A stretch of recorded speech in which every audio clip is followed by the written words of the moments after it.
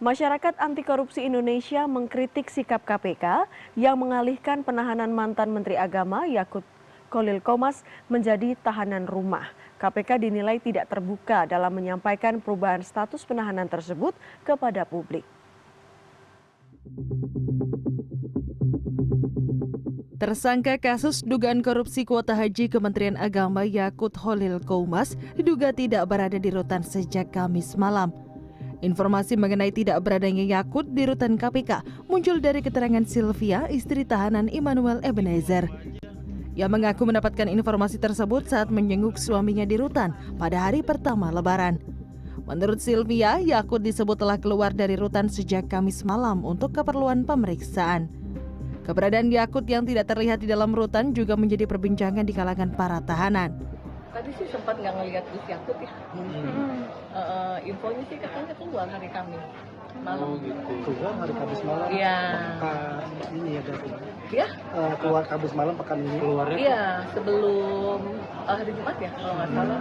Kenapa? Infonya sih katanya mau diriksa ke depan, tapi sholat Id kata orang-orang dalam ya nggak ada. Beliau nggak ada. Berarti sejak Kamis malam keluar itu sampai dengan sholat Id, rekan-rekan di rutan tuh nggak pernah ngeliat? Nggak ada. Saya. Info tadi terakhir Jam 7:10 kata menurut info dari dalam ya. Pihak KPK pun membenarkan adanya perubahan status penahanan terhadap Yakut Khalil Qomas. Menurut jubir KPK Budi Prasetyo, penyidik telah melakukan pengalihan jenis penahanan dari rutan menjadi tahanan rumah.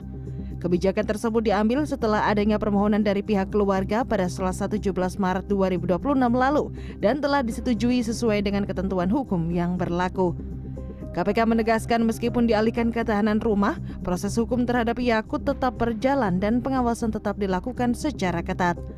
Pengalihan status penahanan ini menjadi sorotan di tengah proses hukum kasus dugaan korupsi kuota haji yang masih berjalan. Seperti sorotan dari Masyarakat Anti Korupsi Indonesia atau MAKI. Koordinator MAKI, Boyamin Saiman menilai pengalihan status penahanan Yakut menimbulkan tanda tanya besar di masyarakat.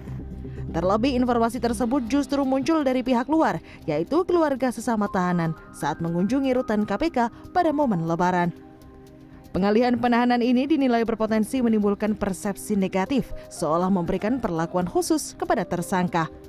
Oleh karena itu, MAKI mendorong KPK untuk memberikan penjelasan resmi serta mengkaji ulang kebijakan pengalihan penahanan tersebut.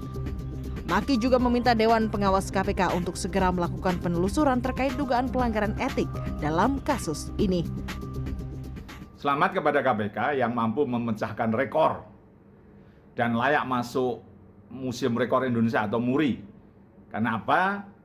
Ya, sejak berdirinya tahun 2003 sampai sekarang belum pernah melakukan pengalihan penahanan. Nah, hari ini kita dikejutkan dengan KPK telah mengalihkan penahanan mantan Menteri Agama Yakut Khalil Qomas dugaan korupsi penambahan kuota haji 2024. Pertama itu sudah menjengkelkan karena ini dilakukan diam-diam.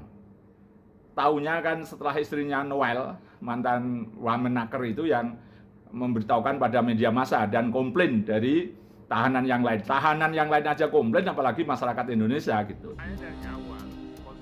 Senada dengan MAKI, anggota Komisi 3 DPR RI Rudianto Lalo mengatakan pimpinan KPK harus menjelaskan ke publik alasan keputusan status tahanan rumah bagi mantan Menteri Agama Yakut Khalil Qomas agar tidak dinilai diskriminatif oleh para napi lainnya. Hal ini juga akan jadi pemicu permintaan perlakuan yang sama bagi para tersangka yang ditangani oleh KPK. Apalagi sejak berdiri pada 2003 lalu, perubahan status dari tahanan KPK menjadi tahanan rumah belum pernah terjadi sebelumnya. Dari awal konsisten di mana-mana saya menyuarakan, janganlah kemudian penegak hukum membuat keputusan yang memantik reaksi publik. Kalau memang reaksi publik berarti ada rasa keadilan yang dicederai. Kalau ada rasa keadilan yang dicederai itu pertaruhan lembaga. Maka lembaga akan menjadi institusi yang akan dinilai oleh masyarakat ya. Dan itu yang kita khawatirkan bersama, itu yang berbahaya sebenarnya. Kalau masyarakat tidak percaya terhadap institusi lembaga, ya kan jadi masalah ke depan.